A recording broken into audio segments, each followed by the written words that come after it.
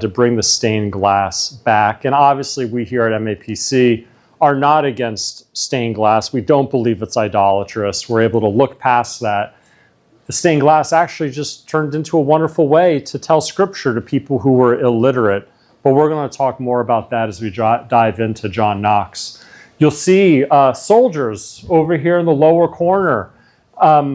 Two things about that. One, he preached against the monarchy, and the soldiers that were serving on behalf of Scotland or England, certainly on the side of the monarchy, were probably there to try to keep him in check or to deliver word to the monarch about what he was preaching from the pulpit. He ran a very political pulpit, railing against the monarchy and ultimately against Roman Catholicism. And if you are a monarch, a king or queen who was Catholic, you had his anger pointed at you all the time. John Knox is a fascinating person. I will be interested to know if you think more highly of him or less highly of him after I'm done talking. On Friday night, or one night over the weekend, Laura went to bed before I did, and I just kind of got bored on my TV, and I got lost in YouTube videos. But I was like, well, I'm leading this class. Let me see if there are any good YouTube documentaries on him. There are none that caught my eye. I started several of them, and they were just very boring. And I was kind of looking for a movie, like a William Wallace, Braveheart, but John Knox. It doesn't exist. But it should, because this guy is fascinating, and his life is like a soap opera.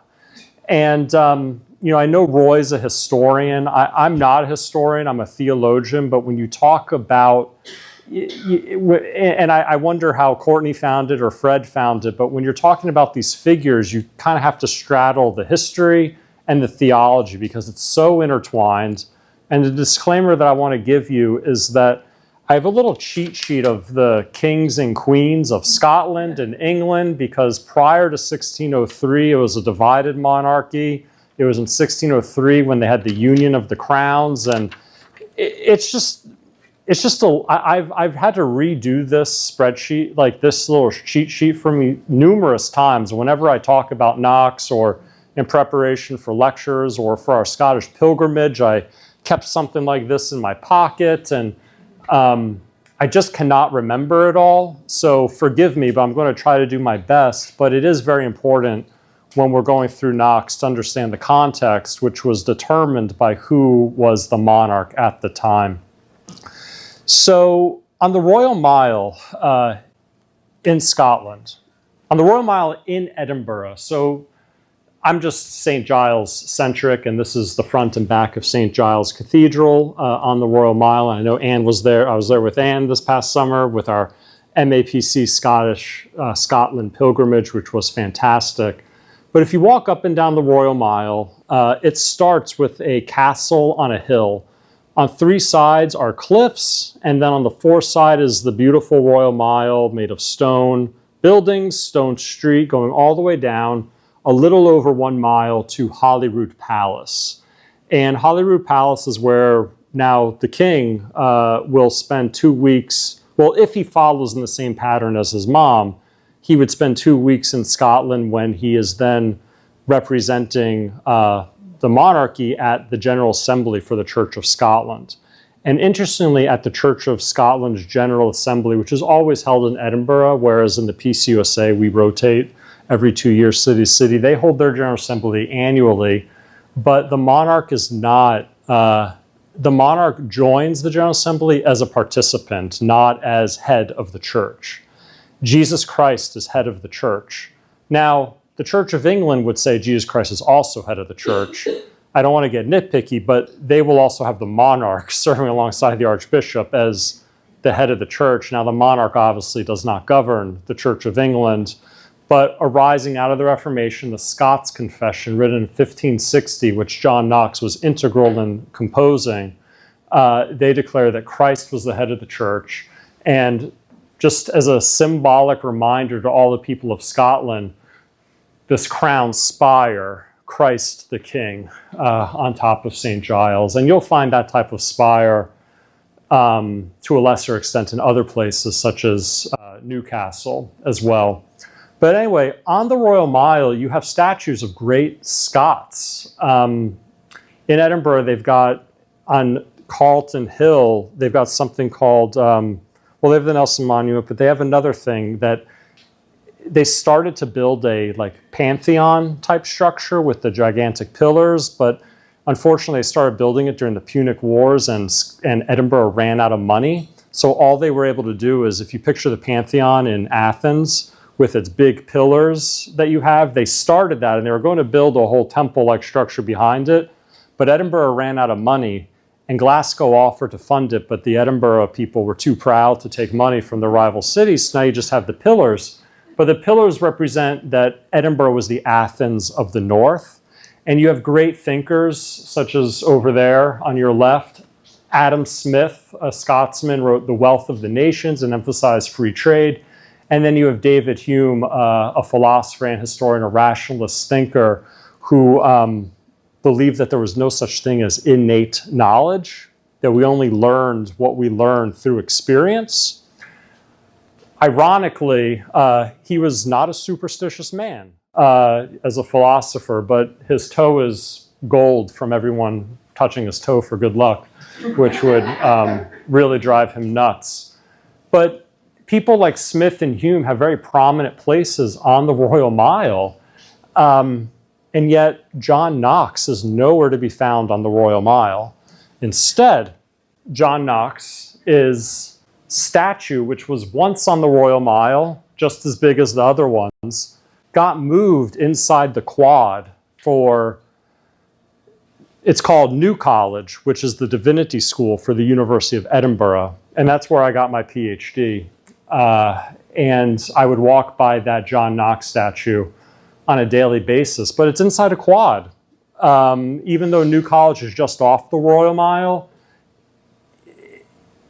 it's not on the Royal Mile. And John Knox fell out of favor, even among the Scots. So if you think less of him tonight after I'm done, you're just following the whim of public opinion in Scotland. And here he is in St. Giles Cathedral, and that's just me in my academic attire. When I was preaching there the weekend of my graduation. And this famous statue in St. Giles Cathedral, you notice in both images, he's holding the Bible in his hand. And again, in this one, in the academic gowns, he's pointing at Scripture, Sola Scriptura, Scripture alone. And yet, while he fell out of favor in Scotland, that was just kind of a passing fad. I mean, today there's obviously the currents of secularism, but you have, it's a pilgrimage site without it being a holy pilgrimage site. People from around the world who admire Knox will now seek out these statues in New College and at St. Giles for his role in promoting the faith. So, John Knox, ignore this for a second, but a little biography. John Knox was born in 1514. We don't actually know the exact year. The record just wasn't kept. No one knew he would be the great person that he was. He was born in Haddington, which is a beautiful small town just outside Edinburgh in the countryside. And he was orphaned as a young boy. Both of his parents died. And he was raised by relatives. We don't know who. But he had promise. And so they sent him to St. Andrew's University, which would have been the closest university at that time, part of the archdiocese that Haddington was located. The University of Edinburgh, where I went, wasn't founded until 1586. So St. Andrews was all that was there. And that is the remnants of St. Andrew's Castle today. And he was educated at St. Salvator's College for the priesthood. And he then, after being educated for the priesthood, he actually went on to become a notary apostolic, or an apostolic notary, which means he would have been commissioned by the Pope to do legal, clerical work. And most of that took place in people's homes. So it was stuff like a marriage license or certificate, writing up wills for people, doing real estate contracts. And I read one author who said that this might have been his first exposure to pastoral care, just listening to people and their problems and writing up documents. I will have to admit that in all of my reading about Knox, he's not known for his pastoral care. But he must have been a very charismatic person to get the following that he did, because there were a lot of people doing what he did at this time who we're not talking about these days. So there had to be something extraordinary about him where he could move the masses to even be martyred for the Protestant faith. He was heavily influenced by a man named George Wishart, who is in the middle. And then on the left is Cardinal David Beaton, representing the Catholic Church. David Beaton, Cardinal Beaton, had an apartment at St. Andrew's Castle. George Wishart was a reformer, and Wishart studied under Calvin and Zwingli, and he was promoting the ideals of the Reformation, which were, as you've heard me say a few times already, Sola Scriptura, Scripture alone. Because of that, they believed that the Catholic Church had instituted tradition that was not scripturally founded, which thereby would be superstitious. Wishart was against papal authority, the idea that God would appoint like one singular person to rule the masses. They were against the belief that confession was a sacrament, for instance, and then the whole series of paying for indulgences. So you had to pay to be forgiven, or paying for baptisms, the amassing of wealth. Anything that wasn't found in Scripture but became a practice of the church was believed to be seditious or anti-Christian. It was Scripture alone. And Wishart was promoting these values in Scotland, and he was preaching all around Scotland. It was like a tent ministry. He'd show up in a town, he'd get a lectern, and he'd preach. Sometimes in the Catholic churches, if he was allowed, and other times out in the streets. And John Knox developed an affinity for Wishart, and being a minister who was preaching against the Catholic Church was a very dangerous action at that time. It was so dangerous that George Wishart needed protection. And John Knox himself became one of Wishart's bodyguards. And what's interesting, when I arrived as a PhD student in Edinburgh, I was also serving as an assistant minister at St. Giles. And so the church sent somebody to pick me up at the airport. I get to Edinburgh Airport, significant delays, and waiting for me at baggage claim is a man wearing a black suit and a tie. I figured this was the clerk of session or somebody. He said, "Hello, I'm Ian. I'm a beadle at St. Giles." I'm like, all right, maybe a beadle's their word for clerk of session. And we get in his car and we're driving back, and I was like, "Can you tell me about this word beadle?" He said, "It's my job to protect the minister." And I was like, well, in my head, I'm like, well, that's kind of cool, but why do I need protection? And what does that even mean? And he then went on to tell me that during the Reformation, when it was very dangerous to be a minister, every minister was assigned a beadle who would carry a mace and protect the minister physically. These days, it's ceremonial. It would be like taking our maintenance team, putting one of them in a robe on a Sunday morning and giving them a mace, because the rest of the week, that's what they did. But John Knox was kind of like an early beadle for George Wishart. And Knox carried a sword to protect George Wishart. And what ended up happening was, well, let me also say that in the PCUSA, we have two documents that constitute our Constitution. We have the Book of Order and the Book of Confessions. And the Book of Confessions has numerous confessions that were written over the years. And one of them is the Second Helvetic Confession that was written in Latin. And George Wishart translated that into English, and we now have that in our Book of Confessions. I think you've already heard me say 1560, the Scots Confession was penned by John Knox. And that's also in our PCUSA Book of Confessions. But in any event, Beaton couldn't stand Wishart, obviously. And now I kind of want to get into who was ruling Scotland at this time. So we have in Scotland, we have King James V. Okay, so King James V, Scottish king, and he was Catholic. And he was a staunch Catholic. He married Princess Madeleine of France, the daughter of a French king. And he then, after his first wife died, married someone we heard last week mentioned by Courtney, Mary of Guise. Or Guise, forgive me. So King James and Mary gave birth to Mary, Queen of Scots. So Queen Mary of Scots, she was 6 days old when she became queen, and her life was tumultuous.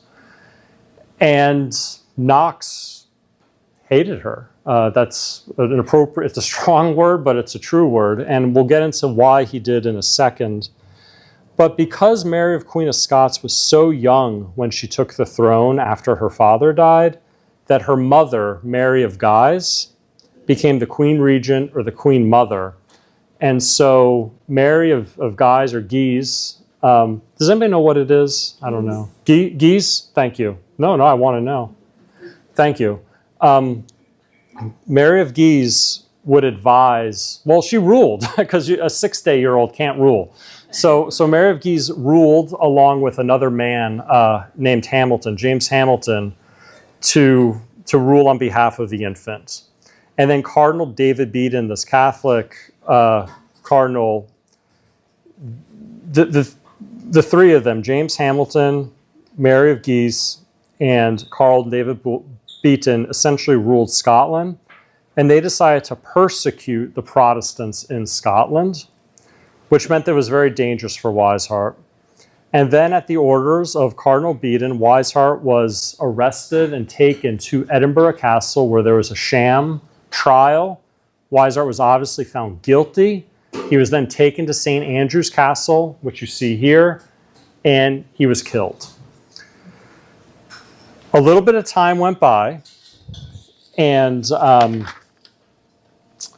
actually 2 years went by, and a group of supporters of Wiseheart stormed St. Andrew's Castle. They hung outside for a period of time, and they noticed that every morning the drawbridge would go down at a certain time to allow construction materials into the castle. And one morning, the Protestant sect, who was upset about Wiseheart's execution, stormed the castle, granted entry, and they murdered Cardinal Beaton in his apartment. They then, this Protestant sect, took up residence in the castle. They hold themselves up. And this is one of these things where I don't fully understand the logistics of the whole thing, but historians in multiple sources say that it happened. Protestants who supported these assassins would kind of come and go from the castle, or they would go into the castle and then join the group that was kind of holding themselves up there. So John Knox, after Wiseheart was executed, he went to go tutor 2 young boys in a little town outside of Edinburgh, and he just kind of took himself off the map, and he became a tutor for these 2 boys, and he was out of harm's way. But then once the Protestant sect or assassins went in and killed Beaton, took over the castle, Knox then went into the castle with his 2 pupils so that he wouldn't have to be scared of the Catholics. And they now set up a little Protestant safe haven in the castle. Now, the Catholics on the outside of the castle, including the monarch, so wouldn't you, Queen Mary of Scots, it would be her mother, Mary of Guise, and the other regent, James Hamilton, who was ruling on behalf of Queen Mary of Scots, wanted control of the castle back, and they wanted retribution for the murder of Cardinal Beaton. So they were busy writing the French with their French connections, hoping France would come help them regain control of the castle. And the Protestants, including Knox, who were now holed up in the castle, were busy writing letters to England, asking England to come help free the world outside them so they could start to come and go. And so this little triad between France, England, and Scotland was always an interesting one. It was very strategic. You know, if you controlled Scotland, it would allow the French to really put the pressure on England. And Scotland was kind of going back and forth between the two. One day, some ships were coming up the North Sea. And the Protestants inside the castle got really excited. However, it was not the English, it was the French. The French galley ships were coming up the sea. They were able to land, and they quickly took control of the castle. They took prisoners, of which John Knox was one of them. And John Knox, as Roy mentioned last week, became a galley slave on the French ships. Being a galley slave was, I think it would be absolutely horrific. The thing that really drove home, sometimes you read about these things and it loses its punch. I don't know if you've ever seen the movie Ben-Hur. Yes. Yes. And it depicts the galley slave, and that's nuts. And that was long before, you know, that was ancient history versus this, Reformation history. But it's tough life, right? You know, you're chained into a position underneath the boat, and you're just rowing your whole life, possibly, with a whip over you. And there's one story that John Knox wrote about. However, we're not sure if it was John Knox who was writing in the third person, because he often did that in his writings. But he wrote about one of the galley commanders taking a picture of the Virgin Mary and shoving it in the face of one of the rowers, making them pay veneration to the Virgin Mary. And this Protestant person spit on the image and I think may have thrown it into the sea, saying she's light enough to save herself. And after that point, the galley masters never asked those they made them row, and they made their lives difficult, but he never asked them to pay veneration to the Virgin Mary. So that was another one of these themes of the Reformation, was they saw the Catholic Church as over-emphasizing or venerating Mary as if she was on the same plane as Jesus or God. Obviously, today we have a high regard and respect for Mary as a mother of God, but we need to be very careful about that one, obviously. So it wasn't really usual for galley slaves to be released. However, his boat, when it made it to France, released some of the galley slaves. He was not, however. He and a couple of others were kept on the boat as rowers. But then he was released, eventually. He was eventually released. So he spent 19 months as a galley slave. So it's now 1549, and he's released. Upon his release, he can't go to Scotland because, again, it's the divided monarchy between England and Scotland still has this Catholic fraction, which I also want to say, we're very respectful of Catholics, and in no way are we trying to, I just want to put that disclaimer, it should go without saying, but we have great relationships with them today. This isn't about that. But, and at that time, in that time, England was a safer place for Knox to be. We have at this time, 1549, we have King Edward VI, who was the son of King Henry VIII. The son that he had with Jane Seymour, wife number 2, was Edward, and he's now ruling England at the time.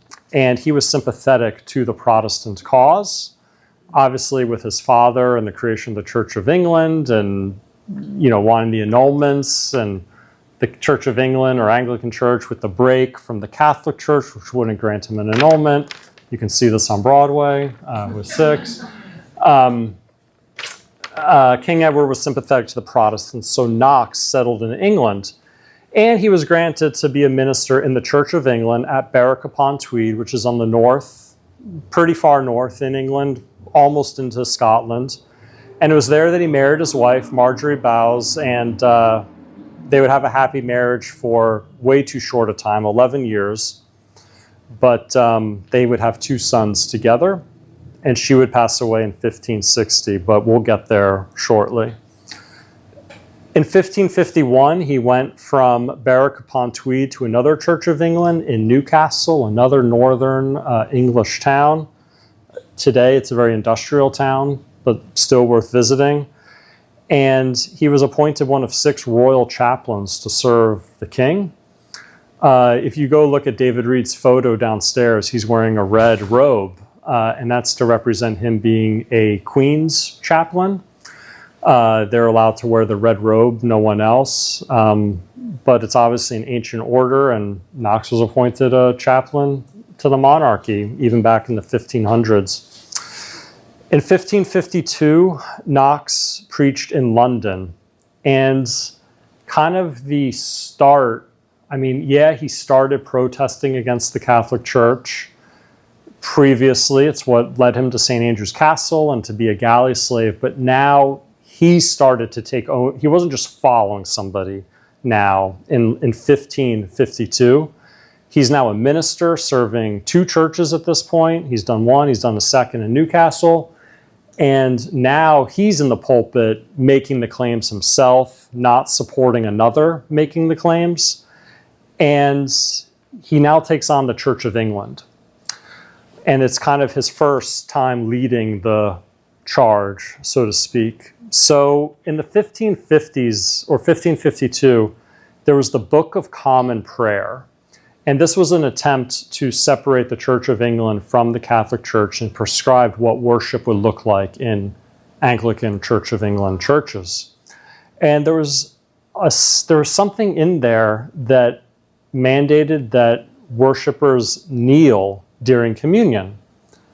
I have to admit, this is something that when I was in Palm Beach, we had a joint service with Bethesda by the Sea on Maundy Thursday. And, you'd come up to you can't go into the chancel, you'd come up to this railing, and I was allowed back there to serve, but like if you're in the congregation, you kneel and you'd receive communion. And so it's something that we've done, my family's done without thinking about it. Nothing's wrong with it.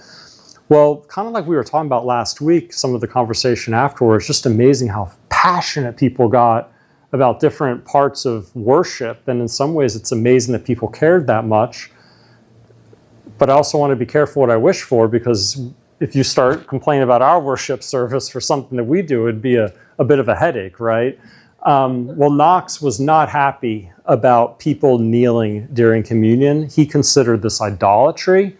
And the Archbishop Cranmer at this time, he defended the practice, and he came up with a compromise called the Black Rubric.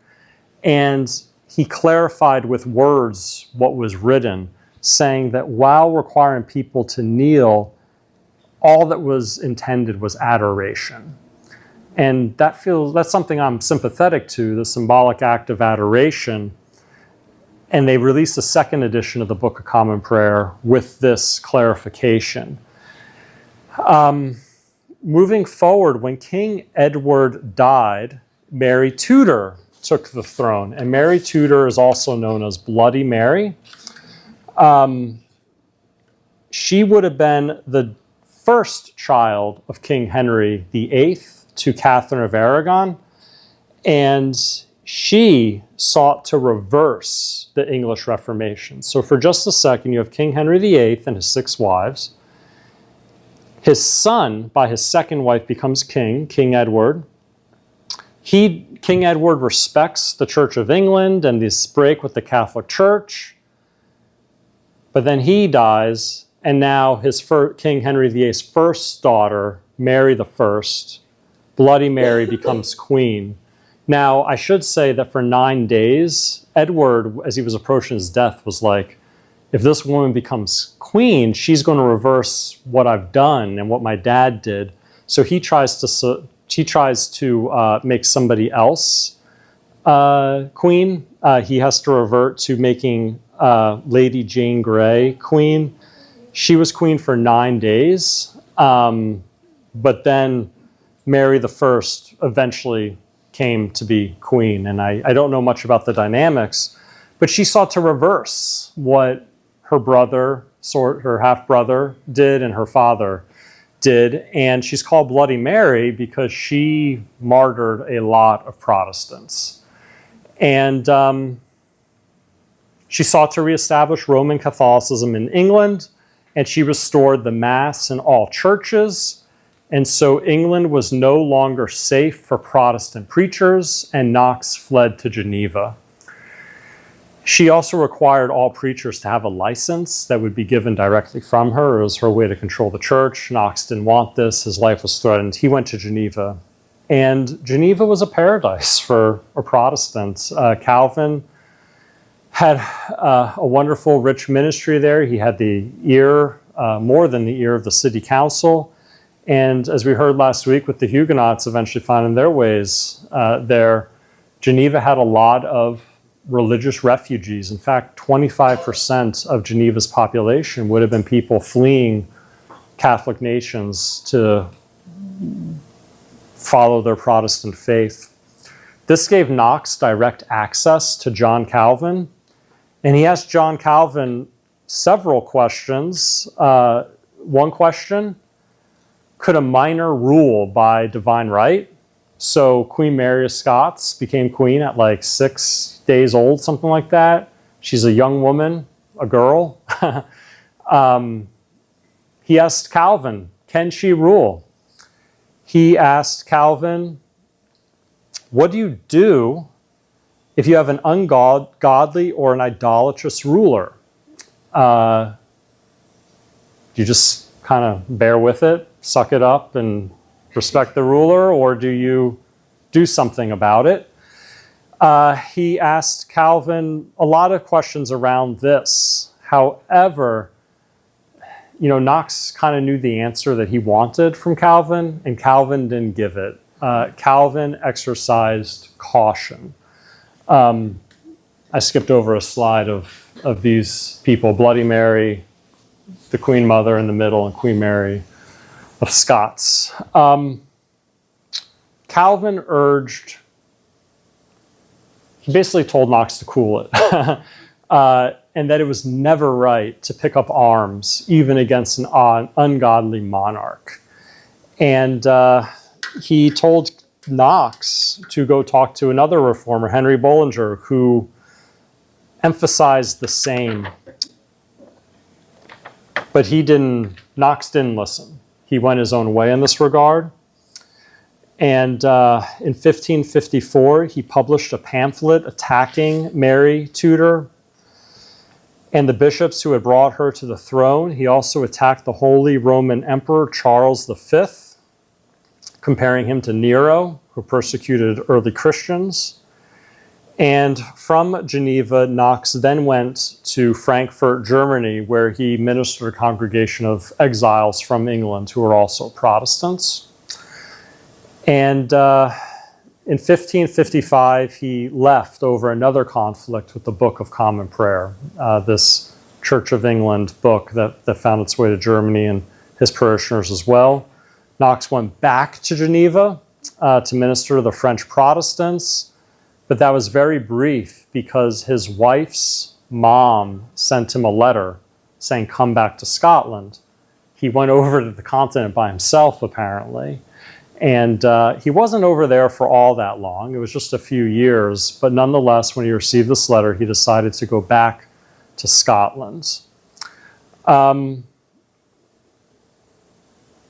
It was sad. When he went back to Scotland, he left a life that he loved in Geneva.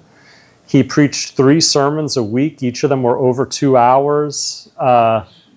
Forgive me, I need to make a correction. His wife was with him in Geneva. It was when he went to Frankfurt that his wife wasn't with him. So before returning, so he was in Geneva with Calvin getting tutored. Then he went to Frankfurt. Then he went back to Geneva where he was reunited with his wife. And they had 2 sons. Unfortunately, it's around 1559 at this point. So he'd been married 11 years, and his wife died when his boys were like 2 and 3 years old while he was there. In 1558, still in Geneva, he wrote a book that you may have heard of. It's called The First Blast of the Trumpet Against the Monstrous Regiment of Women. Can you picture that on our marquee? So he wrote this book, and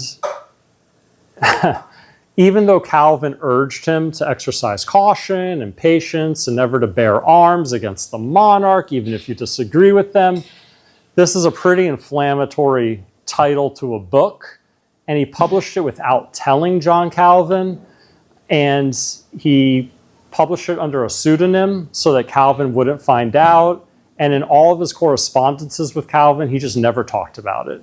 It was only after like a full year went by that Calvin found out about this book somehow.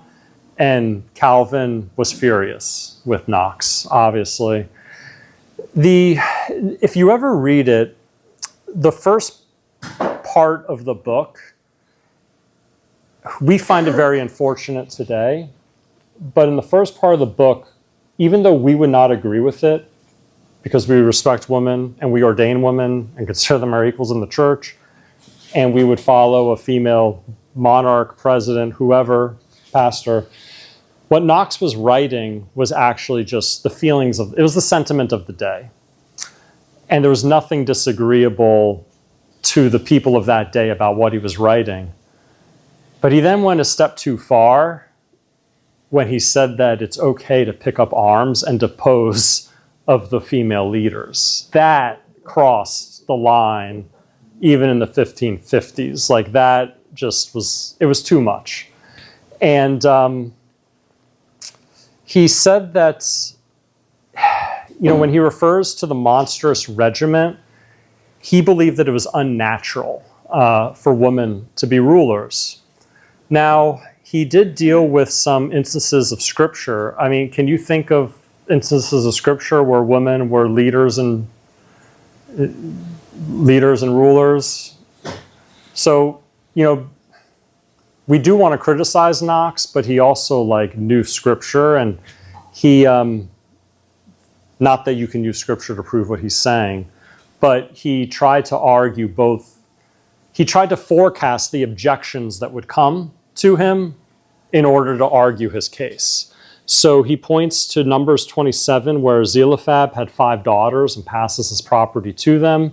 And so he says, well, yeah, you can, you know, in the Bible, you can give property to your daughters. That's not a big deal. It doesn't mean they're monarchs, so whatever.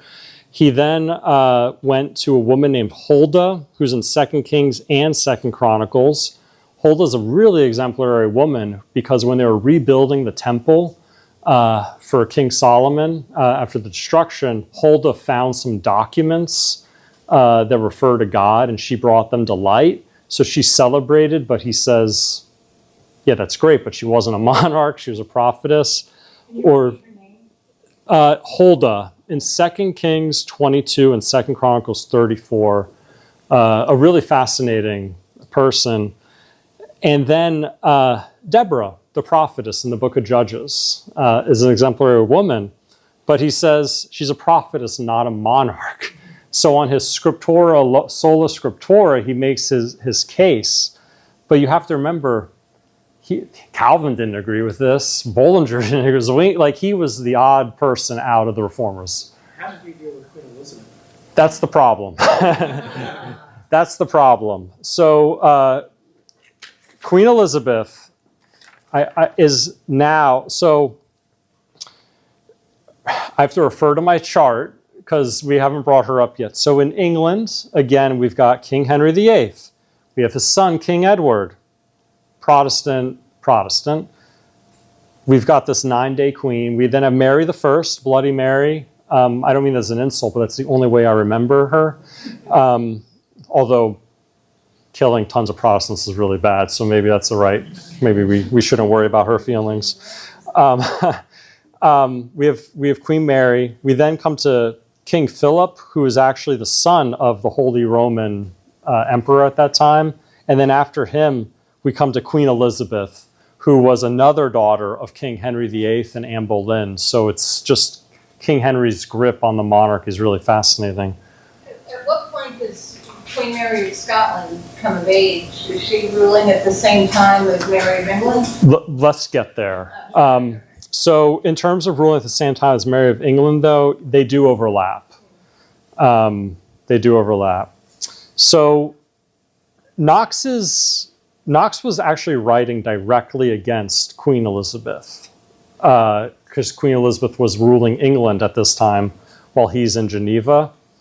And he was also writing directly against Mary of Guise, the Queen Regent at this time, the mother of Mary, Queen of Scots. At this time, he's not really too concerned about Mary, Queen of Scots. However, you insult one woman monarch, you insult them all.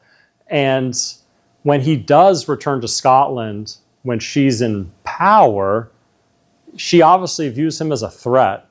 But we'll get to their relationship in a second. So,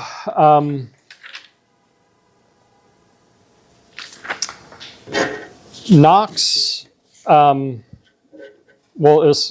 Knox then returns to Scotland in 1559. So he returns 1 year after Queen Elizabeth is now in power in England, and it is Queen Mary of Scots in Scotland. Now, pretty soon after he returns, the Queen Regent, Mary of Guise, she summons all the Protestants in Scotland to Stirling Castle, which again our pilgrimage visited. And the reason for her invitation is very vague.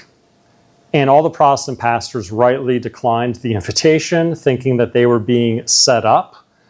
And instead they went to another city called Perth because it was a walled city and they met together. I'm not sure what they discussed, but it turns out that they were correct. The Queen Mary's mom, the Queen Regent at this time, wanted to do away with the Protestant reformers, and there was a big war that happened, battle that happened in Perth, and it was negotiated, and it was basically negotiated that the Protestants could leave and that everyone would just kind of mind their own business and worship Protestant and Catholic.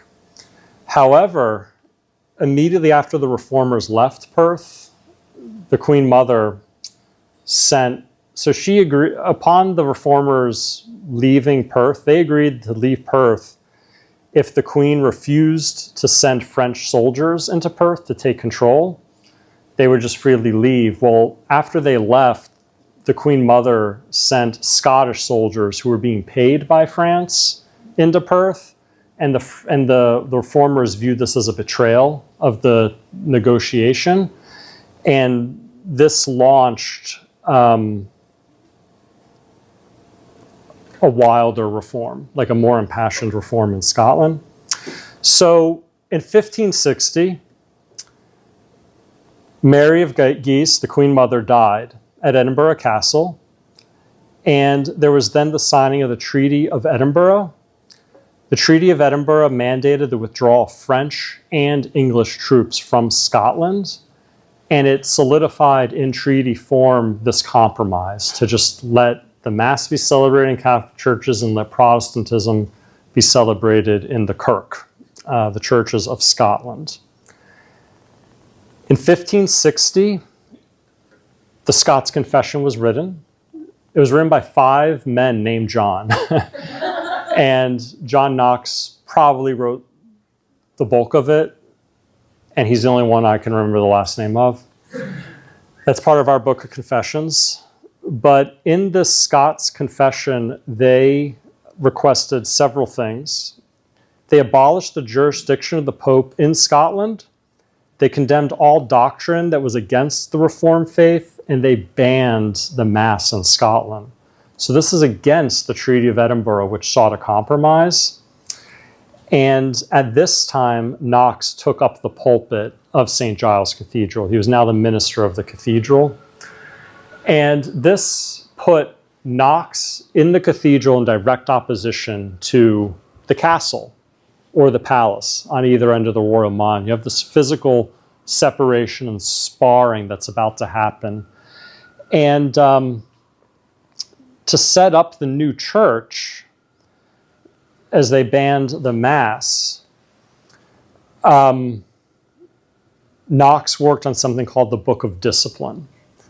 And this was simply a writing that was prescribing what the new church would look like. The eventual Church of Scotland that would then become the mother church for the PCUSA and Presbyterianism in America. So in the Book of Discipline, it said that the Lord's Supper would be celebrated 4 times a year. This is quite a departure from the Catholic Mass. I know for us here at MAPC, that would feel like a very rare thing, which is interesting for us to think about. He mandated that baptisms would only be held on Sundays after the sermon. That's what we do here at MAPC. This was an interesting one. Knox sought for every single child to go to school, including women. He wanted all people to be able to read the Bible. And he believed that being literate created better citizens. And he was seeking to create a more godly earth. And so part of the early Church of Scotland, prescribed in this Book of Discipline, would be a school in each district and universities spread throughout Scotland to make it easier for people to go. They would be open to men and women. And this idea of education was very important to the early Presbyterianisms. The church was to be democratic. Each congregation could choose or reject their minister. This is much different than the practice of the time of a bishop appointing a minister to a church. While each congregation could choose or reject their pastor, they better choose carefully because that pastor couldn't be fired.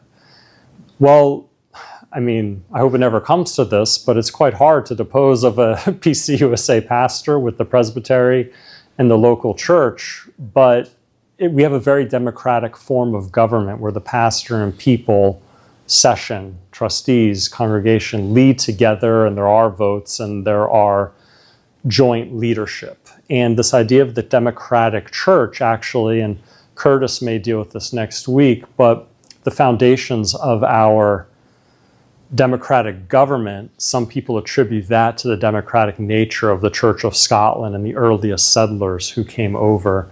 And in fact, there are a couple of prominent churches that were built in DC, such as New York Avenue Presbyterian Church and National Presbyterian Church, that were founded by the Scottish stonemasons who helped build the White House.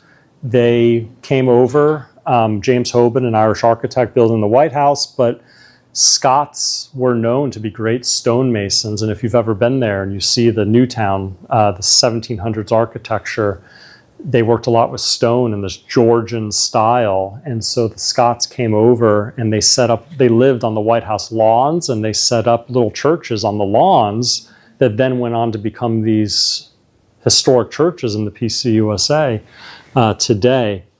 And this whole idea of a democratic government being some of the foundations for America. Each parish was to be self-supporting. Yes and no for what we have today. We're a self-supporting congregation, but we're also part of a presbytery, and through the presbytery we try to lift up other churches. However, we're a lot better off for being a self-supporting church. And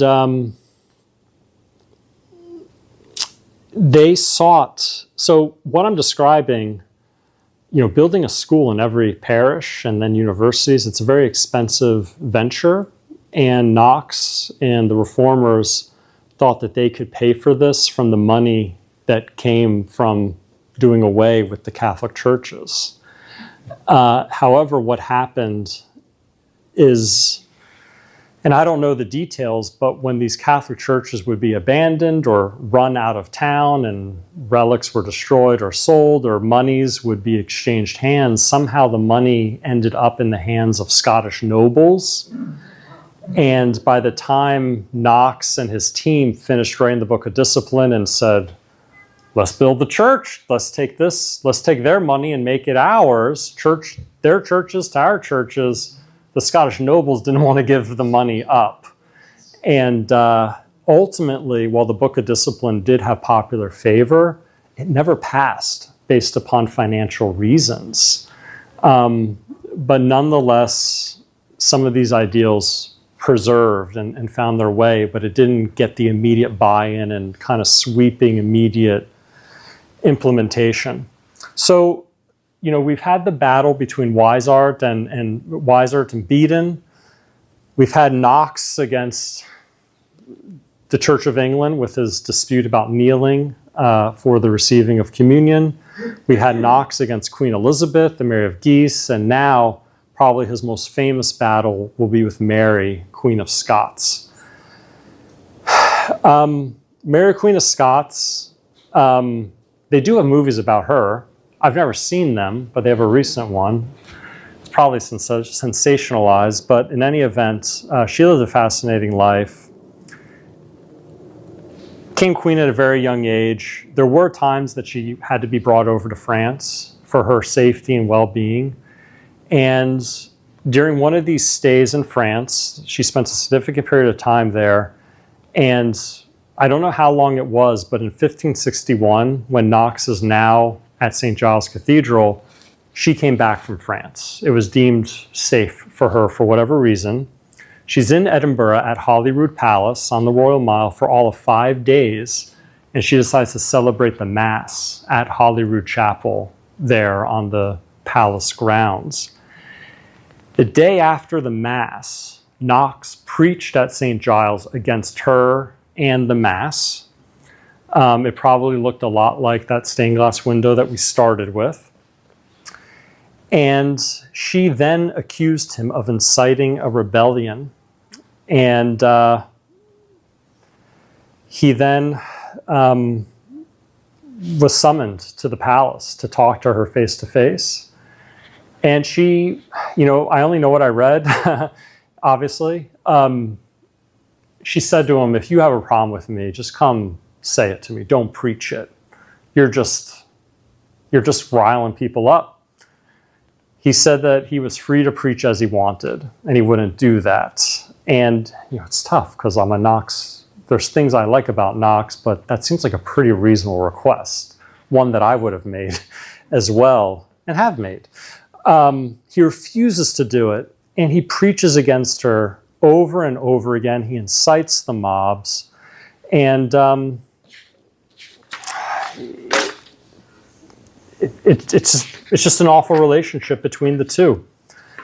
And we don't have time for it, but Psalm 80 is about the Israelites, and it's about the Israelites founding the temple, losing the temple, being a faithful remnant, and then establishing the temple, then coming under persecution, losing the temple.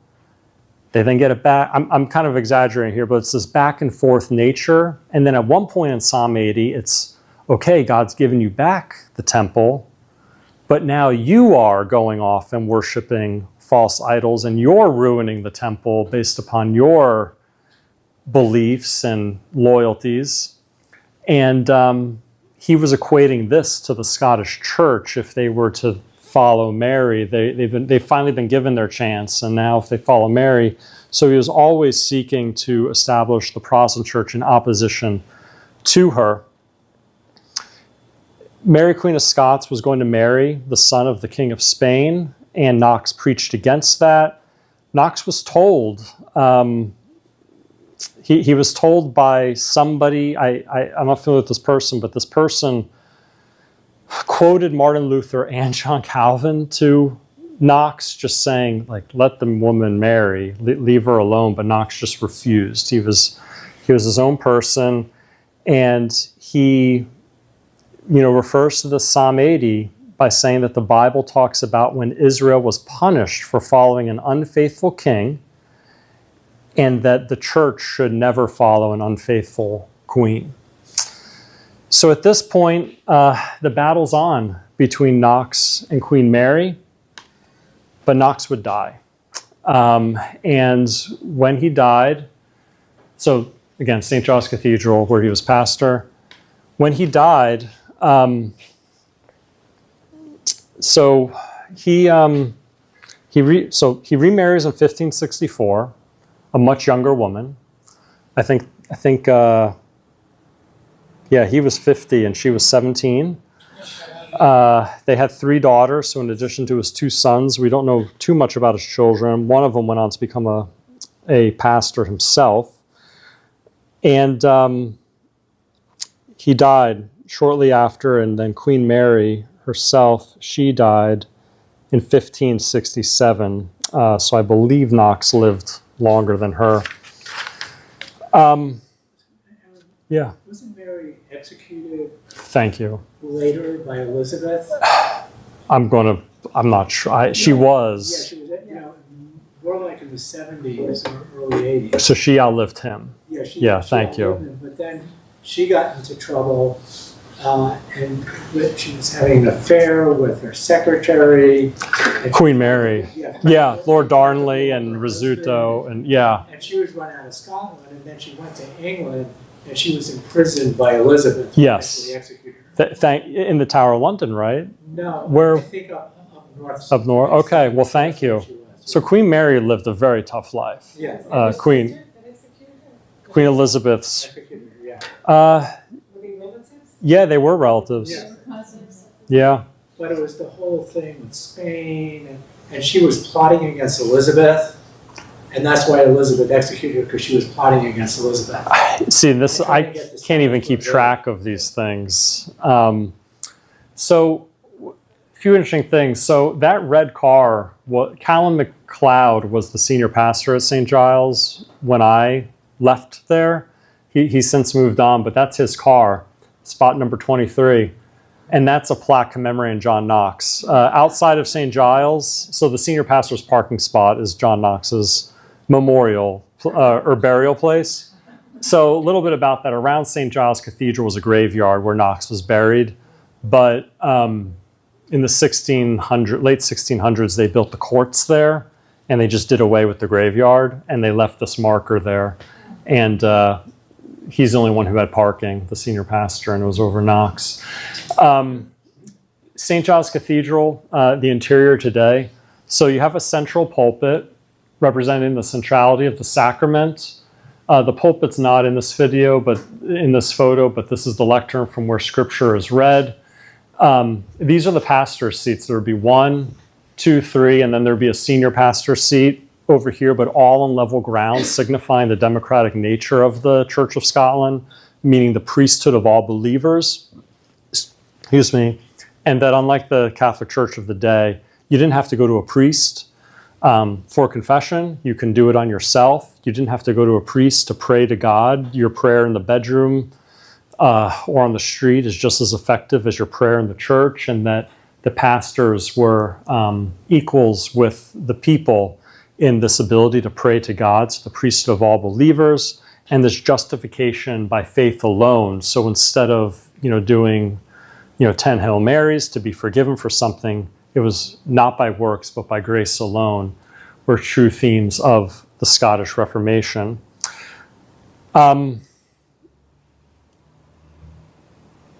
There's a lot to admire. His passion, his fervor. He was a brilliant preacher. He preached what he believed in. He left a lasting mark on the church. Education in Scotland is incredible as a result to the Book of Discipline, and even though it didn't catch on immediately, it did lead to really wonderful things for the education system in Scotland. And this idea of the democratic nature of the church, the priesthood of all believers, and the emphasis on Scripture, he was impassioned a little bit, so much so that he may have made John Calvin nervous at times and some of the other reformers. And some of his timings and his interactions with Mary were just really tough. A young woman, and he spared her no blows, even at low moments in her life where there were personal situations that she was going to. At one point she had a phantom pregnancy, and he didn't even spare, the harsh words he had at that time. But at the same time, he also lived in a world where his mentor, George Wiseart, was executed, after a sham trial. and killed at St. Andrew's Castle. So, a mixed figure. Any questions or any points for discussion, Elizabeth? The terms Protestant and Episcopalian and Anglican. Presbyterian, Oh, yeah. when did those terms start being used? I can't speak like officially, maybe someone else can, but Protestant would just be protesting the Catholic Church. So I've always assumed it's during this 1500 time. And then Presbyterian would actually go back to the Greek in the book of Acts. The church is governed by presbyteros, elders in the church. So Presbyterian would represent the form of government where we have elders working alongside the pastor and governing the church. As opposed to the Episcopalian, which had the bishops on top. Top down. Yeah. Yeah.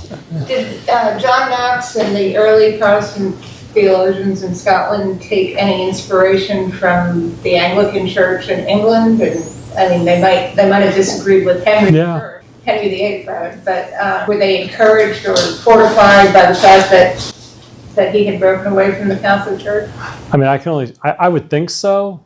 I mean, at some point, in some ways, arguing against kneeling for communion it would almost represent a point of privilege in his life where he could nitpick that instead of fearing for his, critiquing if an element of worship is different than having to justify the existence of your personal faith. So perhaps. I had another question about, you mentioned earlier on that the University of Edinburgh was not founded until 1580. Yeah, 86, yeah. With St. Andrews pretty much just down the road, was the University of Edinburgh something that came about from that idea of education being important, or how did they justify building a new university when they had St. Andrews already? Yeah, I mean, it's quite shocking. I think Aberdeen's the oldest in Scotland, and I think it would be the third oldest in the United Kingdom behind Oxford and Cambridge. Mm-hmm. So, to be honest, I think Edinburgh was just kind of we need one in the capital city. And then when Glasgow came about, we need one in the biggest city. However, even to this day, if you're a resident of Scotland, you get free admittance to at least these 4 universities, which are very prestigious. Mary? When I was accepted to the University of Edinburgh, they wanted to pay me. They Is that right? Yeah. But I just wanted to say about being a Scot. Yeah. With John Knox making sure that even women were educated, I just wanted to say that I don't think people know that more scientific and medical patents have been awarded to Scotsmen than any other nationality. Wow. Which kind of speaks to the education in Scotland. Yeah. And And I also, think that it started with John Knox making sure everybody was educated. Yeah. and also well into like in the 1800s, if somebody wanted a serious education in England, they didn't go to Oxford or Cambridge, they went north to Scotland. Is that right? Yeah, because it was considered, the education was considered, like Oxford and Cambridge were much more for the aristocracy, there were party schools, Interesting. but it was, if you wanted a real serious education, you went to Scotland. Well, I like that, but I'm biased. Yeah, Kathy. I just remember seeing a movie not too many years ago about Mary, Queen of Scots. She was in Scotland traveling some country road in her carriage, and John Knox was running along the side of her carriage screaming imprecations at War of Babylon or something. Why didn't his soldiers just go back? Just do away with. Yeah. Well, it does say something about his ability to control the masses, the fact that he wasn't executed, and he would have had people to protect him certainly as well. Queen Mary of Scots said that she feared the prayers of Knox more than any army. And I think he was I know, yeah. And so it's after Queen Mary of Scots, her son, James VI of Scotland would become James I of England, and you have the Union of the Crowns in 1603. And he was a Protestant. Yeah.